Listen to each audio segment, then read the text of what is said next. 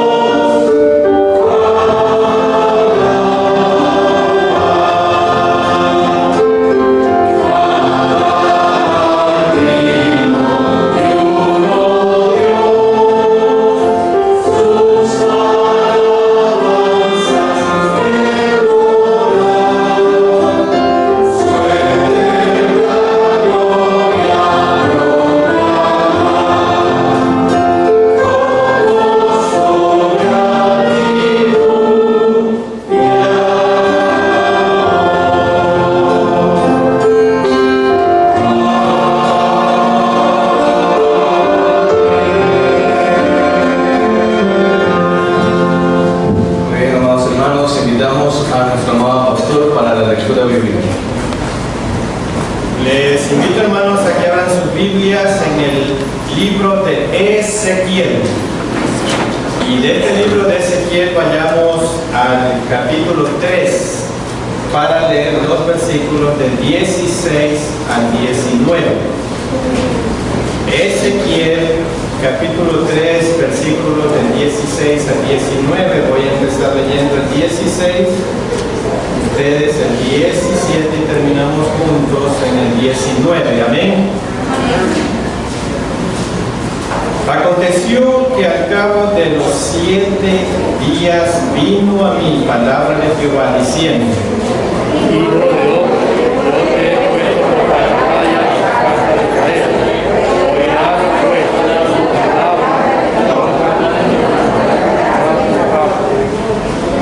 cuando yo dijere al impío, de cierto morirás, y tú no le amonestares ni le hablares, para que el impío sea percibido de su mal camino a fin de que viva, el impío morirá por su maldad, pero su sangre te mandaré de tu mano. Punto del 19.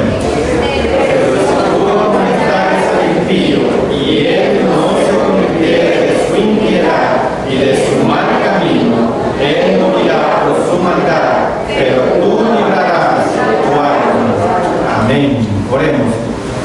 Bendito Dios y Padre nuestro, gracias te damos por el privilegio que nos das de estar en tu casa para meditar en tu palabra. Señor, oramos por los presidentes que componen los países de este planeta Tierra que tú lo creaste. Oramos por sus ministros, por sus colaboradores, toda persona colocada en autoridad, en eminencia. Señor, que humillados ante ti puedan llegar al conocimiento de tu palabra, para que ellos puedan tomar decisiones correctas, acertadas, para la conducción de los diferentes países, especialmente nuestro, el Ecuador. Oramos también por aquellos hermanos y familiares que están atravesando enfermedades, dolencias en sus cuerpos. Oramos, Señor, para que tu mano de gracia esté sobre cada uno de estos cuerpos atormentados por la enfermedad. Que tu mano de gracia los libere de acuerdo a tu soberana voluntad. Y te damos también las gracias, Padre, por el restablecimiento del hermano de Antonio Duarte. Que tu mano de gracia estuvo siempre ahí y ahora está en recuperación en su hogar. Oramos también, Padre, para que continúe siempre con nosotros, guiándonos y dirigiéndonos tomando el control de nuestras vidas, de nuestros corazones y predisponiendo nosotros a tus pies para escuchar tu palabra y obedecerla. Señor, guíanos y dirígenos en el nombre que es sobre todo nombre, el nombre de nuestro Señor Jesucristo. Amén. Pueden sentarse, hermanos. Amados hermanos, los invito a abrir nuestros seminarios en el himno número 5. Ven, oh Todopoderoso.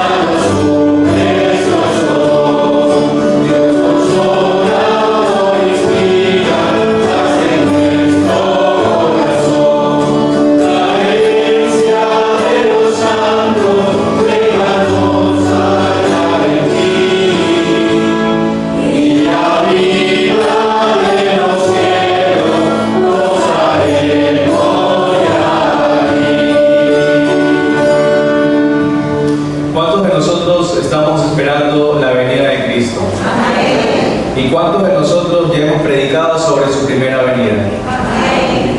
Es por eso que nosotros debemos estar a tiempo y fuera de tiempo, porque hay muchas personas que no han escuchado sobre su primera venida aún. Por eso los animo a evangelizar durante esta semana y durante toda su vida a alguna persona, a algún amigo suyo, porque de esa manera nuestro Cristo vendrá pronto. Los invito a ponerse de pie, amados hermanos, para entonar el himno número 138, Salvador mío.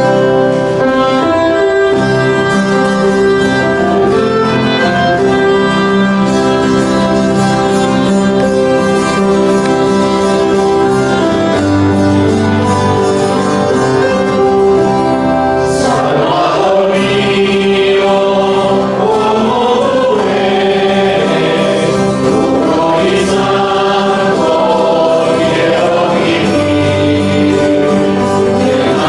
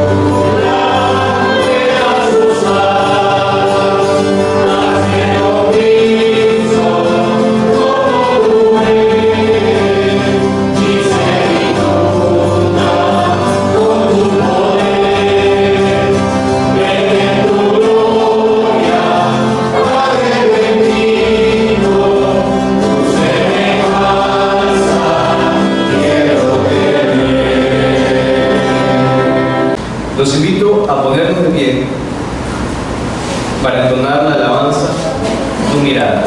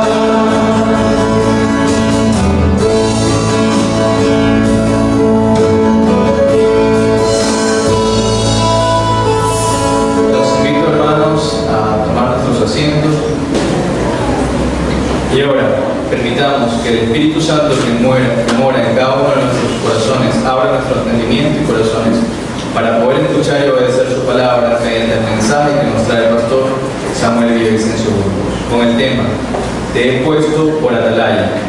Escuchemos con atención y reverencia. En los tiempos que estamos viviendo, hay una palabra que se vuelve muy atractiva para todos.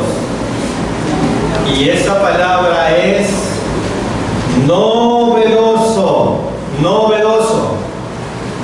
Todos queremos tener lo más novedoso, lo más actualizado, tanto en la tecnología, las grandes conferencias y reuniones por Zoom, como en conocimiento, en la música, en la moda y muchas cosas más que anhelamos.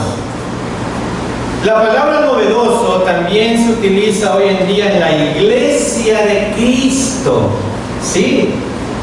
Pues la iglesia está haciendo muchas cosas novedosas en la sociedad y en el mundo.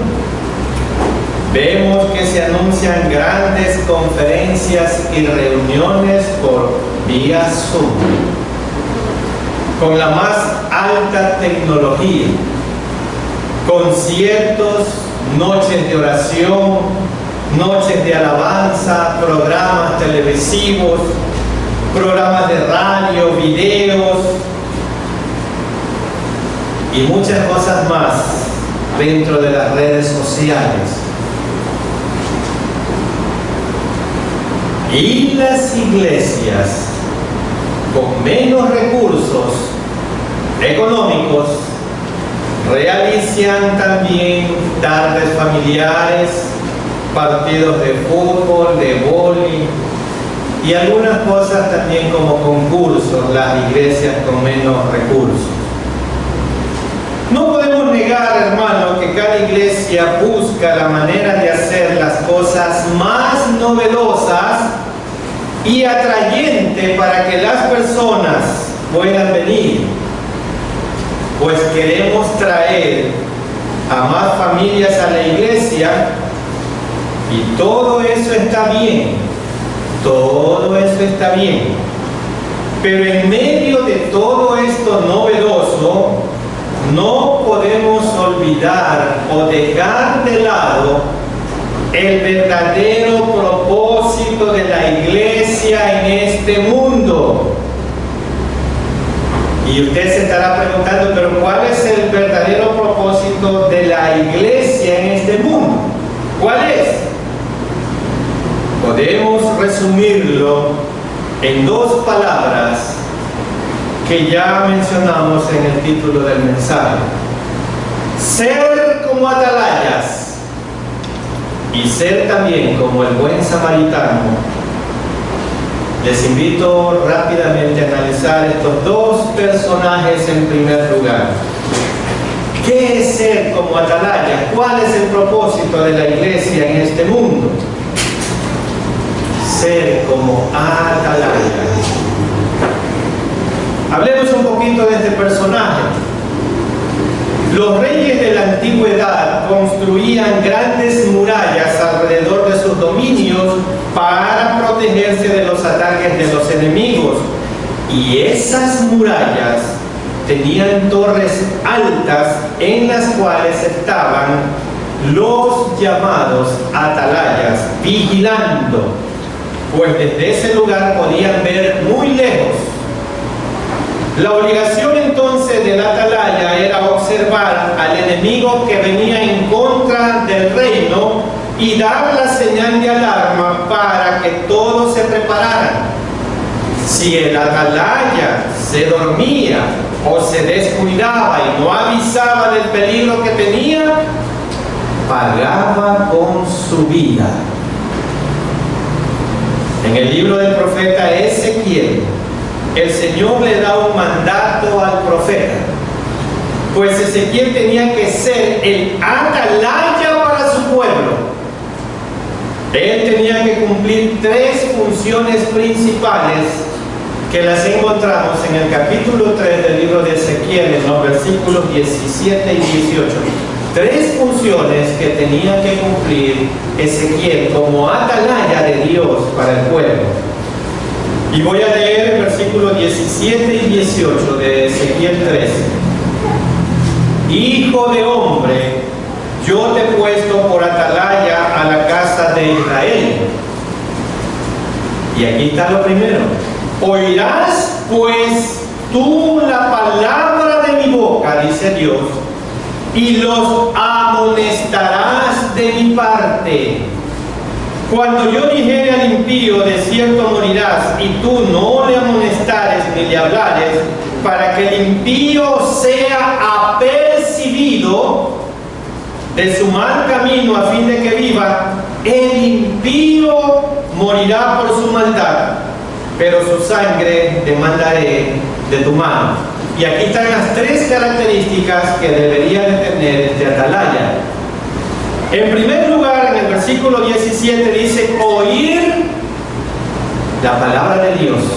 Lo primero que tenía que hacer es oír la voz de Dios y amonestar en nombre de Dios.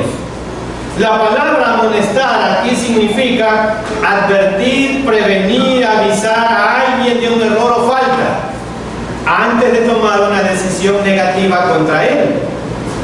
¿Qué más? En segundo lugar, el versículo 18 dice apercibir al pecador, para que el impío sea apercibido. Apercibir al pecador, la segunda característica de la atalaya. La palabra percibir significa hacer saber a una persona las sanciones a que está expuesta si persiste en un error o una falta. Es decir, que hoy en día la labor de la iglesia en este mundo es predicar la palabra de Dios a todas las personas que no han confesado a Cristo como su Salvador. Que por medio de la palabra de Dios puedan comprender su condición de pecado, su estado de condenación actual y eterna, y mostrarles el plan de salvación por medio de Jesucristo. Una de las responsabilidades que tenemos nosotros como iglesia hoy. Y permítanme leer de la primera carta de Pablo a Timoteo, capítulo 2, voy a leer los versículos 3 y 4. Primera carta de Pablo a Timoteo, capítulo 2, voy a leer los versículos 3 y 4.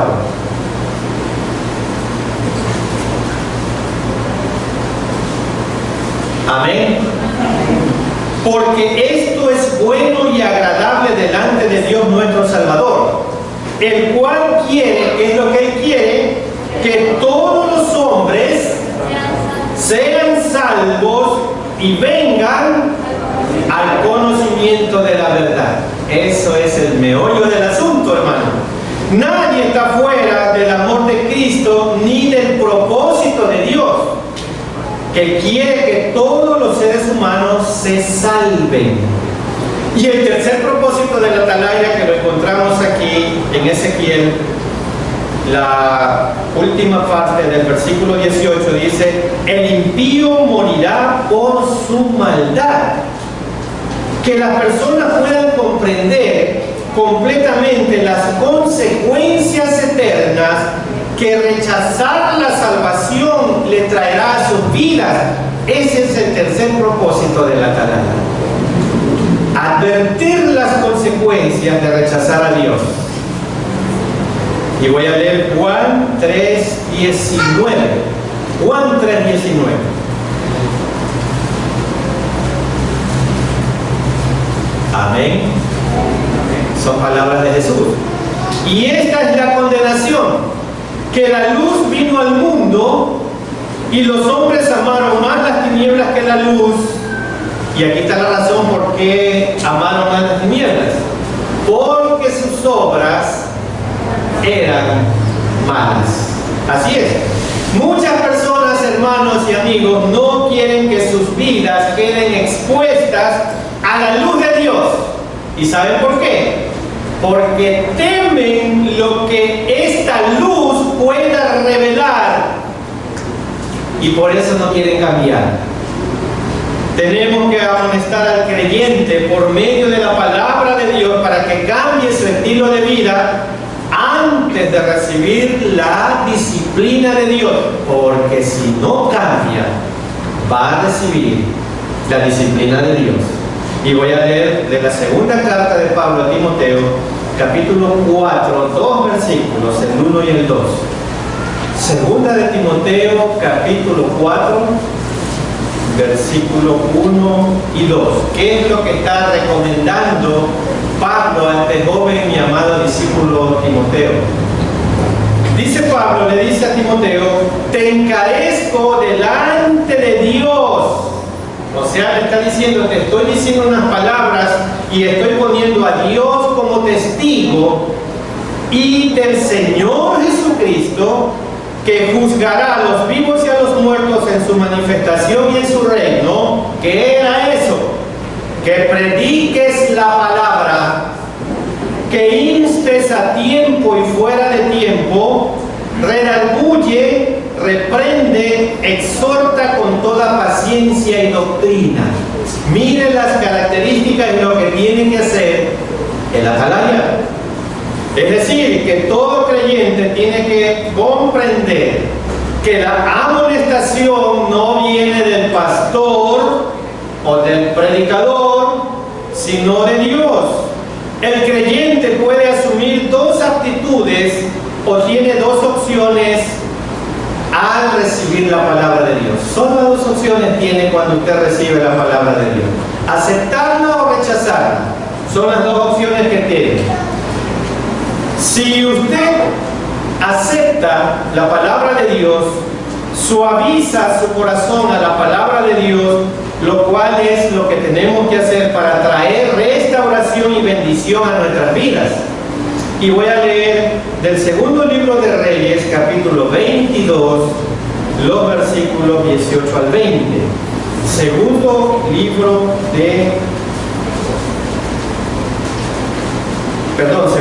de Samuel, capítulo 22, 18 al 20. Amén. Y me libró del poderoso enemigo y de los que me aborrecían, aunque eran más fuertes que yo. Me asaltaron en el día de mi quebranto, mas Jehová fue mi apoyo. Y me sacó a un lugar espacioso y me libró. ¿Por qué razón me libró? Porque se agradó de mí, porque se agradó de mí. Así que si usted suaviza y acepta a Cristo en su corazón y acepta la palabra de Dios, Dios se va a agradar de usted. Y la segunda opción que usted puede tomar cuando escucha la palabra de Dios es endurecer su corazón y tomar una actitud de soberbia, lo cual es una actitud necia debido a las consecuencias que traerá a nuestras vidas como hijos de Dios que somos, pues nos exponemos a la disciplina de Dios. Si usted rechaza el mensaje de Dios, usted se expone a la disciplina de Dios. Y voy a leer Proverbios 29:1. Proverbios 29:1. Si usted rechaza a Dios, escuche bien lo que dice Proverbios 29:1. El hombre que reprendido endurece la cerviz, de repente, ¿qué va a pasar? Será quebrantado y no habrá para él medicina. No habrá para él medicina. No le va a advertir que lo va a reprender. De repente será quebrantado y no habrá para él medicina. Así es. Si su error es rechazar las invitaciones de Dios a sus mandamientos, las consecuencias serán especialmente serias. Al final, quizás Dios los deseche, dice. Asegúrese de no ser una persona terca, necia, para que Dios no lo deseche. Y voy a leer Hebreos 12:6. Hebreos 12:6. Porque el Señor al que ama disciplina, al que ama disciplina y azota a todo aquel que recibe por hijo. Nunca, hermanos, es agradable ser corregido y disciplinado por Dios. Nunca es agradable. Pero su disciplina es un indicio de su amor profundo por cada uno de nosotros. Porque el que ama, disciplina y corrige. Así es. Cuando Dios le corrige, tómelo como una prueba de su amor y pídale que le muestre lo que está tratando de enseñarle por medio de esa disciplina. Ahora veamos el segundo ejemplo, cómo tiene que ser también un atalaya como el buen samaritano.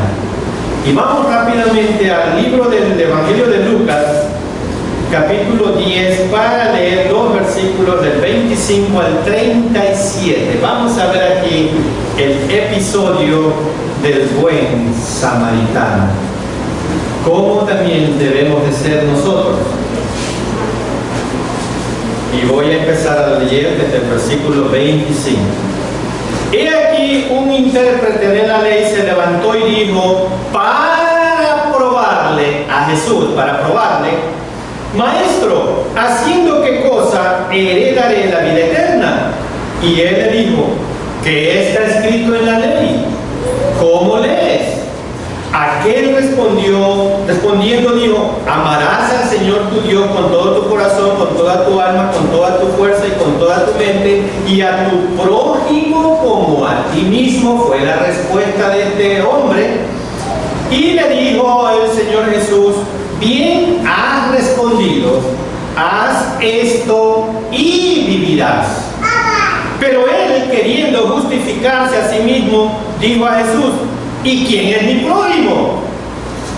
Y respondiendo Jesús, le arma aquí esta historia y le dice, un hombre descendía de Jerusalén a Jericó y cayó en manos de ladrones, los cuales le despojaron e hiriéndole se fueron dejándole medio muerto. Aconteció que descendió un sacerdote por aquel camino y viéndole pasó de largo. Vio que el samaritano estaba herido, pasó de largo.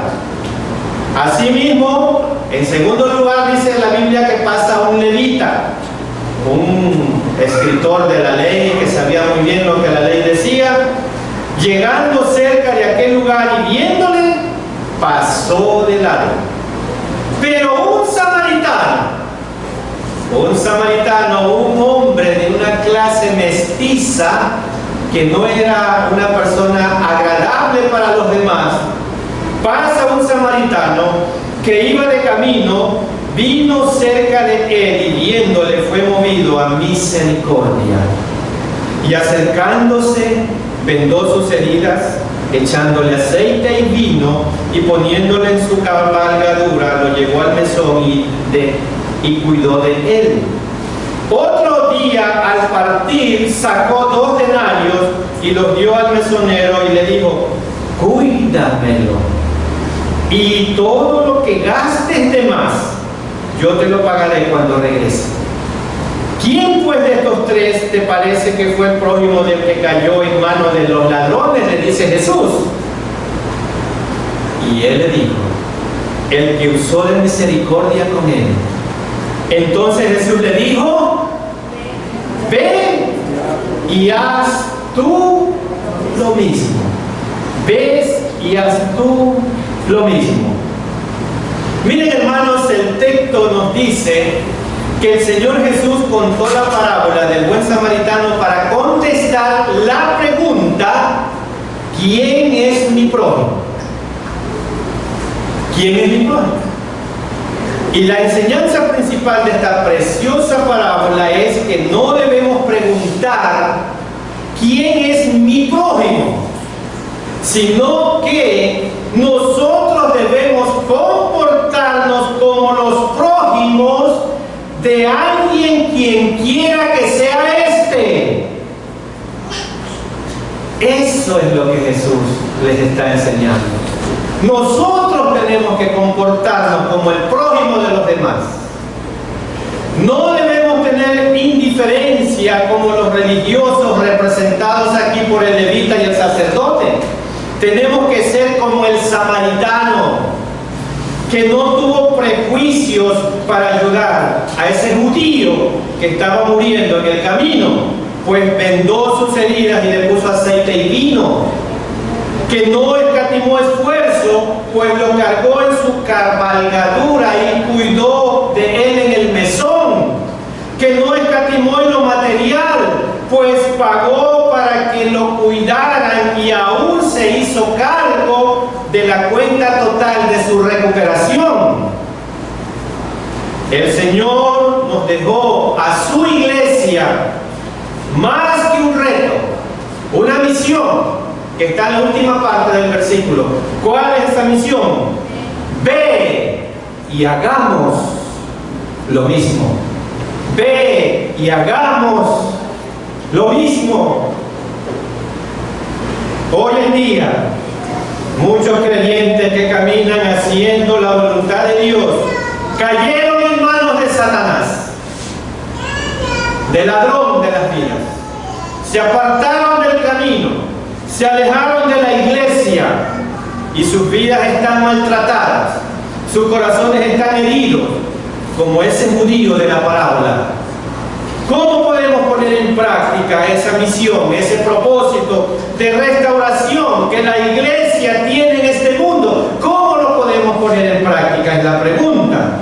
Y bueno, Gálatas 6, 1 y 2 tiene la respuesta. Gálatas 6, versículo 1 y 2. ¿Cómo podemos poner ese ministerio de restauración en la iglesia en práctica? Gálatas 6, 1 y 2 dice: hermanos, si alguno fuere sorprendido en alguna falta, vosotros que sois espirituales, restauradle con espíritu de ¿qué? De mansedumbre, considerándote a ti mismo, no sea que tú también seas tentado. Sobrellevad los unos las cargas de los otros y cumplid así la ley de Cristo. ¿Se dan cuenta cuál es el ministerio de la iglesia hoy? ¿Cómo podemos ser atalayas? ¿Cómo podemos ser los buenos samaritanos? Ningún cristiano debe pensar jamás que es totalmente independiente y que no necesita de la ayuda de otros. Y nadie debe pensar que ha sido excluido de la tarea de ayudar a otros. El cuerpo de Cristo, la iglesia, funciona solo cuando los miembros trabajan juntos por el bienestar común de la iglesia. Tenemos que ser llenos del Espíritu Santo. Solamente siendo llenos del Espíritu Santo tenemos esa capacidad que Dios nos da para amar, de buscar al perdido, al necesitado. Solamente así podemos ver las personas como nuestro Dios las ve, y así tenemos que verlas también nosotros. ¿Está viendo usted a su prójimo como Dios los ve? Tenemos que ser llenos del Espíritu Santo, hermanos, para poder tener ese amor de Dios, para compartirlo con los demás. Tenemos que restaurarlos con espíritu de mansedumbre, dice la segunda parte del versículo 1. El problema es que muchas veces buscamos al hermano que se ha apartado con espíritu de juez, con espíritu de policía, y no de mansedumbre ni de amor. El Señor no nos ha llamado a juzgar, pues no somos jueces. El Señor nos ha concedido el ministerio de la reconciliación. Ese es el ministerio que tiene la iglesia, el misterio de la reconciliación. Y vamos a la segunda carta de Pablo a los Corintios, capítulo 5, y voy a leer, aquí está el misterio de la reconciliación para la iglesia. Segunda carta de Pablo a los Corintios, capítulo 5, versículos 18 al 20. Amén. Y todo esto proviene de Dios, quien nos reconcilió consigo mismo por Cristo, primeramente a nosotros, y nos dio, ¿qué nos dio? Nos dio a la iglesia el misterio de la reconciliación. Que Dios estaba en Cristo reconciliando consigo al mundo, no tomándoles en cuenta a los hombres sus pecados. Y mire, sigue diciendo, y nos encargó ¿a quiénes? A nosotros, ¿qué cosa? La palabra de la reconciliación. Así que somos embajadores en nombre de Cristo, como si Dios rogase por medio de nosotros, os rogamos en nombre de Cristo, ¿qué cosa? reconciliados con Dios. ¿Se dan cuenta el misterio, el trabajo, el servicio que tiene que hacer la iglesia? Somos una iglesia de reconciliación. No somos una iglesia de jueces. Un embajador es un representante oficial de un país en otro. Como creyentes, somos embajadores de Cristo, enviados con su mensaje. ¿Pero qué mensaje? Mensaje de reconciliación al mundo. El embajador de reconciliación tiene una responsabilidad muy importante en esta tierra. Tenemos que poner en práctica la ley de Cristo. Comprendamos muy bien qué es lo que significa esto, hermanos. No debemos amar porque esa persona nos haya amado. Tenemos que amarla como Cristo nos ha amado primero a nosotros. Ese es el verdadero amor. Y Juan 15:12 dice, Juan capítulo 15 y el versículo 12 dice, este es mi mandamiento, dice Jesús. ¿Cuál? Que os améis unos a otros como yo os he amado. ¿Y cómo nos amó Dios? ¿Cómo nos amó Jesús? Entregando hasta su propia vida por amor a cada uno de nosotros. Y ese es el ejemplo que tenemos como iglesia, una iglesia de reconciliación que ame a su prójimo hasta dar su vida por él. No debemos amar a las personas porque nos aman, sino porque Cristo nos ha amado. Él nos ha capacitado para amar. No puedo amar a mi prójimo si no tengo amor por Cristo. Cristo me amó y su amor está en mí. Por eso puedo amar, restaurar y ser el prójimo de mi hermano. Por eso puedo ser el prójimo de mi hermano. Este tiene que ser el anhelo de cada uno de nosotros, que nuestra familia sea parte de la familia de Dios y que le sirvamos juntos como familia a nuestro Dios. Pero lastimosamente, muchas veces nuestros parientes aún no son parte de la familia de Dios. Quizás son parte de una religión, pero no tienen a Cristo como Señor y Salvador de sus vidas. Quizás no quieren nada con el Señor ni con su iglesia, y muchas veces la religión y el rechazo a las cosas de Dios se vuelven un obstáculo muy grande para nosotros, y el tiempo va pasando y nuestros parientes van camino a la condenación eterna. ¿Por qué? Porque no somos una familia de reconciliación, sino que somos una familia de jueces. La pregunta es, ¿qué podemos hacer nosotros para ganar nuestra familia para Cristo? ¿Qué puede hacer usted hoy para ganar a aquellas personas que aún no conocen de Cristo y son su familia? ¿Qué puede hacer? Vamos a dar respuesta a esta pregunta. Debemos comprender nuestra responsabilidad como cristianos en primer lugar. ¿Cuál es su responsabilidad como cristiano? Nuestra responsabilidad, hermanos, es predicarles la palabra de Dios, quieran o no quieran recibirla en primer lugar. El Señor le dijo a Ezequiel que no tuviese miedo, ni se declarara, ni se revelara, pero que hablara sus palabras. Independientemente de la atención que el pueblo le podía prestar a Ezequiel, él tenía que predicar la palabra. También nos dice a nosotros que anunciemos las buenas nuevas oportuna o inoportunamente. Eso es lo que tenemos que hacer si somos atalayas de Cristo en esta tierra. Y vamos a Ezequiel capítulo 2 para leer Ezequiel capítulo 2, versículos 6 y 7.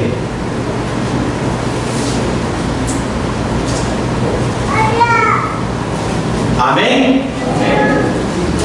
Y tú, hijo de hombre, no le temas, ni tengas miedo de sus palabras, aunque te halles entre zarzas y espinos y moras con escorpiones. No tengas miedo de sus palabras, ni temas delante de ellos, porque son casa rebelde. Les hablarás, pues mis palabras escuchen o dejen de escuchar, porque son muy rebeldes. Miren lo que tenía que hacer Ezequiel en esa época y la calidad moral del pueblo en el que estaba predicando. A Ezequiel se le dio la difícil responsabilidad de presentar el mensaje de Dios a un pueblo mal agradecido y abusivo. Algunas veces también se nos llama para que seamos un ejemplo o para que anunciemos nuestra fe a personas que no son muy amables y mucho más aún miembros de nuestra propia familia. Pero lo que Dios le ordenó a Ezequiel es que no tenga miedo, que predique, sea oportuno o inoportuna su palabra, que la predique. Y eso es lo que tenemos que hacer como Iglesia de Cristo en este mundo. Estamos viviendo los últimos tiempos y habrá familiares que ni siquiera querrán escucharla. Pero tenemos que predicar la palabra. Hermanos, la parábola del buen samaritano que hemos visto es un reto para nosotros. Como cristianos debemos comportarnos como prójimos de nuestros familiares y no ser indiferentes. Debemos tener compasión por aquellas personas que son nuestras familias, que no conocen del Señor. Tenemos que comenzar a predicarles la palabra. ¿Cómo podemos ser ese prójimo para nuestra familia que los levante y los lleve a conocer al Señor? Es la pregunta que vamos a responder ahora. ¿Cómo podemos ser ese prójimo para nuestros familiares? Para que ellos se levanten y vayan al conocimiento del Señor. ¿Qué es lo que tenemos que hacer? En primer lugar, orar, clamar y no desmayar de interceder por ellos. Lo primero que tenemos que hacer, orar, clamar e interceder por ellos. Y voy a leer Hechos 16, 30 y 31. Hechos 16, 30 y 31. Amén. Y sacándolos les dijo: señores, ¿qué debo hacer para ser salvo? Ellos dijeron: cree en el Señor Jesucristo y serás salvo, tú y tu casa. Tú y tu casa. Tenemos que orar y actuar, hermano. Es decir, no solamente debemos orar para que ellos se conviertan, que algún día alguien les llegue a predicar. No, tenemos que orar y levantarnos y predicarles primeramente nosotros la palabra de Dios a ellos. Y el versículo 32, y le hablaron la palabra del Señor a él y a todos los que estaban en donde, en su casa. Hermanos, hay que poner por obra esta palabra. Y le hablaron la palabra del Señor a él y a todos los que estaban en su casa. Así tenemos que predicar como creyentes. ¿Cómo podemos ser, hermanos, ese prójimo para que nuestra familia se levante y lleve y venga a los pies del Señor? ¿Cómo podemos hacer? Predicando, hermanos, y escuche bien, predicando con nuestra vida misma, con nuestro testimonio. Así es, y escuche bien, voy a leer primera epístola de Pedro, capítulo 3, versículo 1 y 2. ¿Cómo usted puede ser esa persona que puede evangelizar a esos familiares que aún son rebeldes y que viven en su hogar? Y primera de Pedro 3, 1 y 2. Aquí va especialmente a estos hogares mixtos. Hermanas que conocen de Cristo y quieren que su esposo sea verdaderamente un cristiano o al revés. Asimismo, vosotras mujeres, estad sujetas a vuestros maridos, para que también los que no creen a la palabra sean ganados como sin palabra por la conducta de sus esposas, considerando vuestra conducta como casta y respetuosa. Voy a hablar un poquito aquí sobre este versículo, hermanos, especialmente a las hermanas. No se vuelva, hermana, la típica esposa cristiana rebelde que con una actitud equivocada está convirtiendo la iglesia del Señor en la enemiga número uno de su esposo inconverso.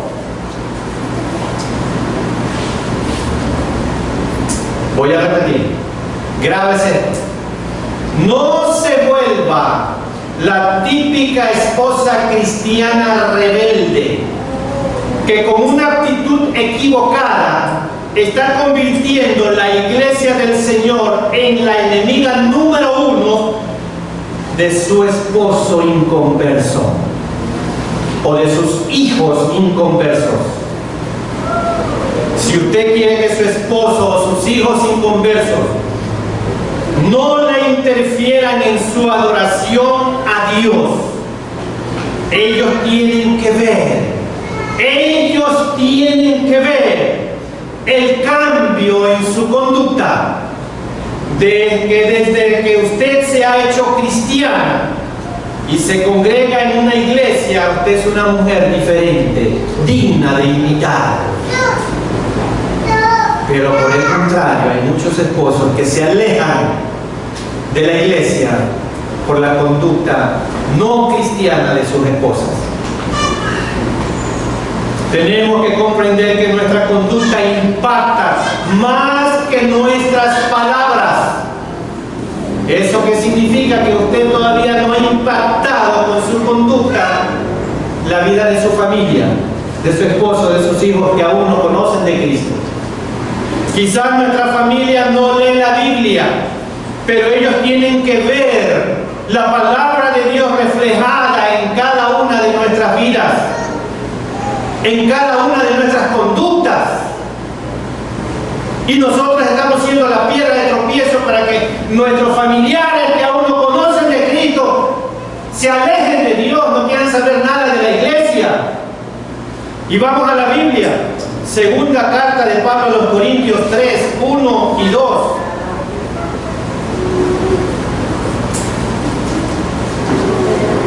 Segunda carta de Pablo a los Corintios, capítulo 3, versículo 1 y 2.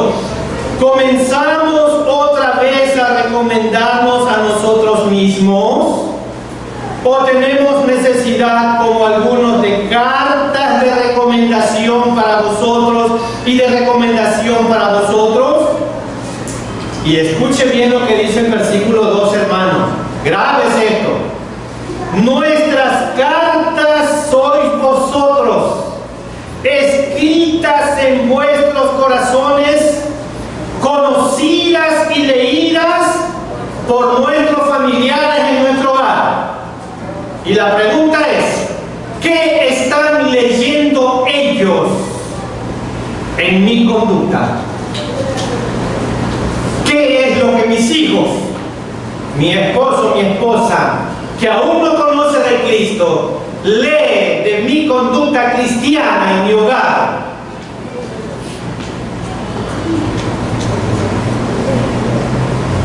No hay en el mundo un sermón tan poderoso como una vida cristiana perseverante. Y escucha bien, el ojo del mundo comprende más que su oído. El ojo del mundo comprende más que su oído. ¿Qué está mirando su familiar en usted para no ser cristiano evangélico?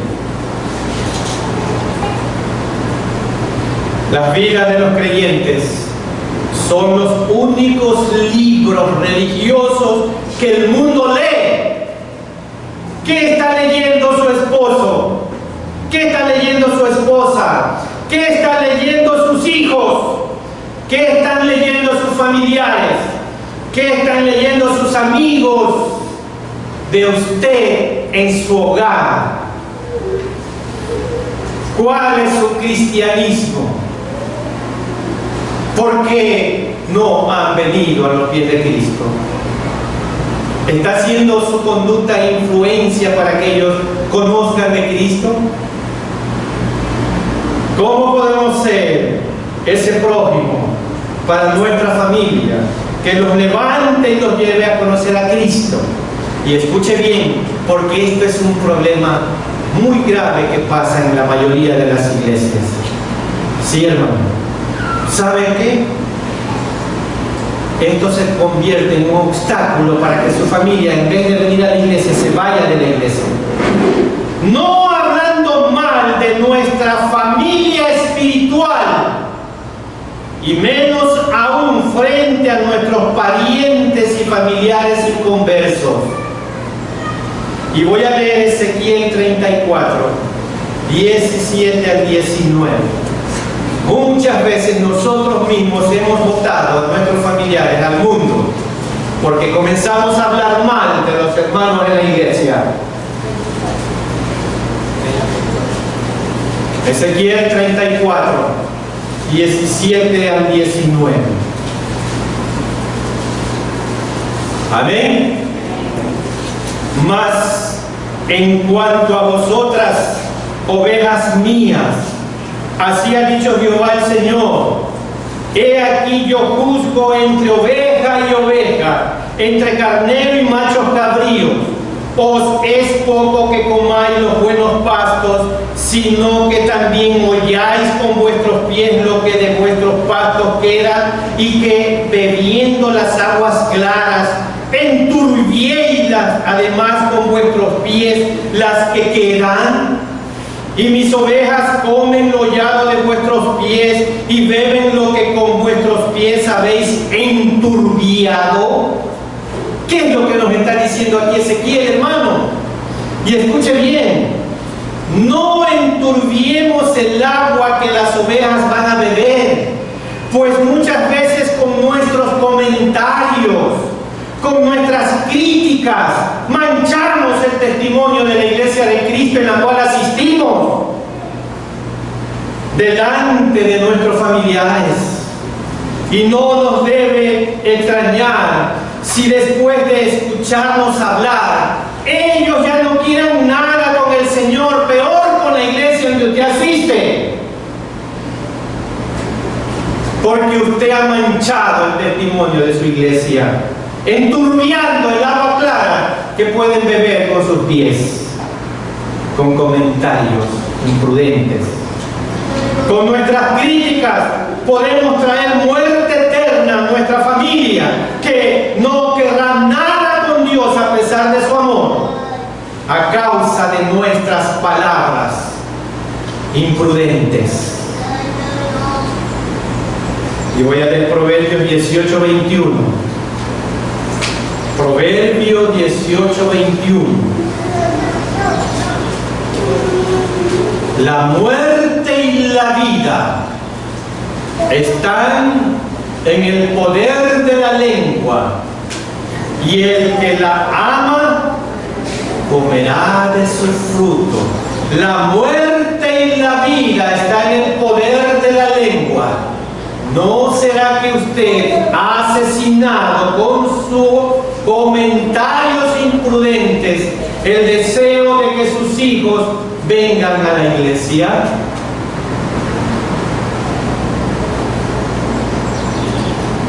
¿Cómo podemos ser ese prójimo para que nuestra familia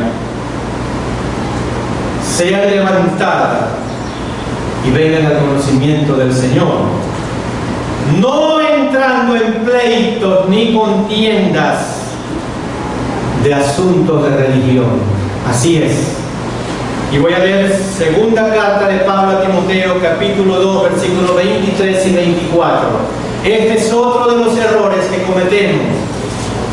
Nos ponemos a discutir por asuntos religiosos de nuestros hogares, no entrando en pleitos ni conflictos por cuestiones de religión. Y la segunda carta de Pablo a Timoteo, capítulo 2, versículos 23 y 24, dice lo siguiente: pero desecha las cuestiones necias e insensatas, sabiendo que engendran contiendas, porque el siervo del Señor no debe ser contencioso, sino amable para con todos, apto para enseñar, sufrido. Si usted es un cristiano que lleva las quejas de su sufrimiento de la iglesia a su hogar, ¿cómo van a querer ellos venir a su iglesia?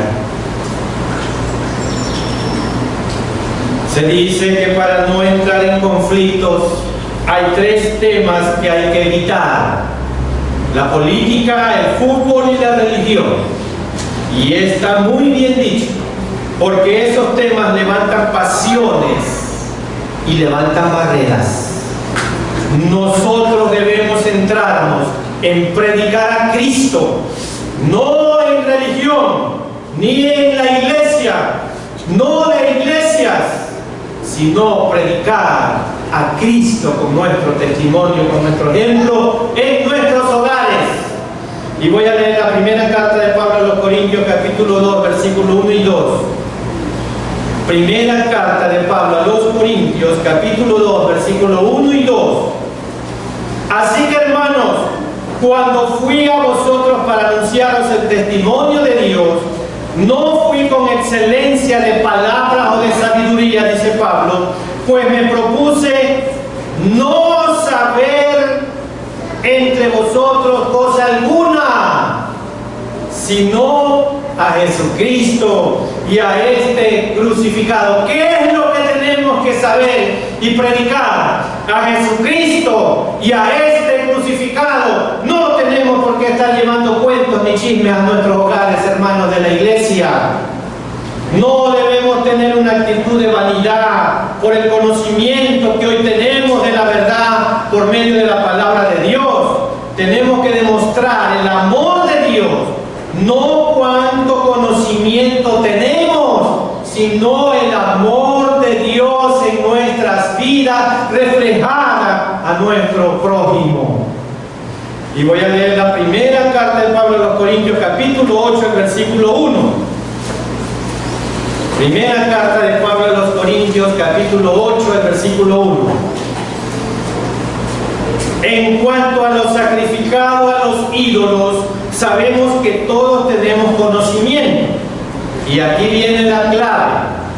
El conocimiento envanece, pero el amor, ¿qué hace el amor? El amor edifica. Así es, hermano. Si usted quiere edificar su hogar, tiene que amar a toda su familia. Con amor usted puede traerla a la iglesia. Pero ¿qué amor va a demostrar si usted va a hablar mal de su iglesia? ¿Qué persona va a querer venir a la iglesia si usted habla mal de su iglesia? Vamos a hacer una pequeña aplicación, hermano. No tengamos temor. Es el momento que nos levantemos, más que nunca, como atalayas y como buenos samaritanos. En primer lugar, nuestra familia, y después nuestros vecinos, nuestros amigos, nuestros compañeros de trabajo. Nuestro Señor Jesús nos manda que nos esforcemos para entrar. Nuestro Dios está con nosotros y nos respalda con su poder, con su presencia, para que con valor y autoridad invitemos, animemos, hablemos de Cristo a los que aún no conocen, a los que viven alrededor de nosotros. Recordamos que Él es nuestro Salvador y deseamos que con su amor ellos también vengan al conocimiento de la verdad. Como iglesia nos estamos preparando para una campaña en Semana Santa, que será del 1 al 4 de abril. Comenzamos desde ya a orar por nosotros, para que Dios nos revista de su amor y poder y podamos más que nunca, en este año muy difícil, compartir la palabra de nuestro Dios. Y después comencemos a orar por aquellas personas que vamos a invitar, y no solo a invitar, sino a traer a la campaña de Dios. Oremos intensamente, hermanos, y dejemos que Dios, en su infinita misericordia, haga su voluntad en cada una de nuestras vidas. Hermanos, no dudemos más de sus palabras y sus promesas. Vivamos confiados por su poder y no tengamos temor. Él está con nosotros porque Él lo prometió y Él no miente. Deseo terminar dejando como testigo a Dios, para que cada uno de nosotros tomemos el desafío, el compromiso, desde que ya prepararnos para impartir el plan de salvación a tiempo y fuera de tiempo, desde el 1 al 4 de abril. Y es su responsabilidad y su privilegio ser parte fundamental en esta obra evangelística en este año de pandemia, que muy pocas iglesias tienen este tipo de campaña. Vamos a orar. Nuestro Dios y nuestro buen Padre Celestial, gracias te damos por tu palabra, que es viva y eficaz, penetra nuestra mente y nuestros corazones, Señor. Señor, oramos para que el testimonio de cada uno de nosotros sea de impacto a nuestros familiares que aún no te conocen. Y Señor, sin palabras ellos puedan venir a tu conocimiento, a tu verdad, Padre.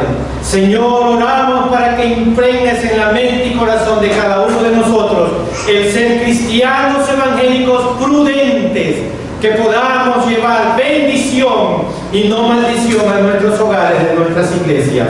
Oramos, Señor, para que te manifiestes grandemente en la obra evangelística que estamos por empezar. Y Señor, danos la salud que necesitamos para continuar predicando tu palabra. En el nombre que es sobre todo nombre, el nombre de nuestro Señor Jesucristo. Amén.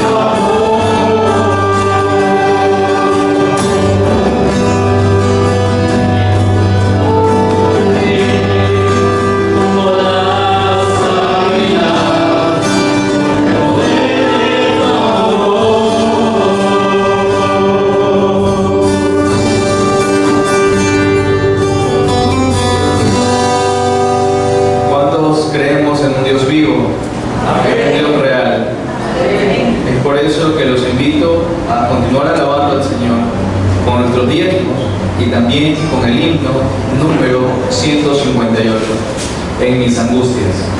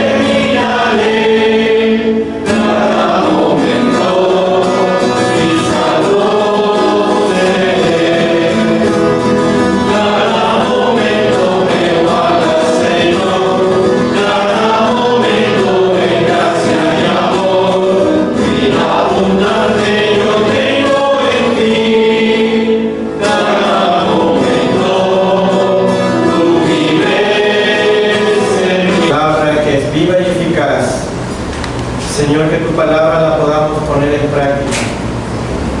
Señor, que tu palabra nos ilumine, sea esa lumbrera en nuestro caminar, sea esa luz que vaya esclareciendo todo aquello que necesitamos ver para podernos proyectar con sabiduría dentro de nuestros hogares, para que nuestros familiares vengan al conocimiento de tu palabra.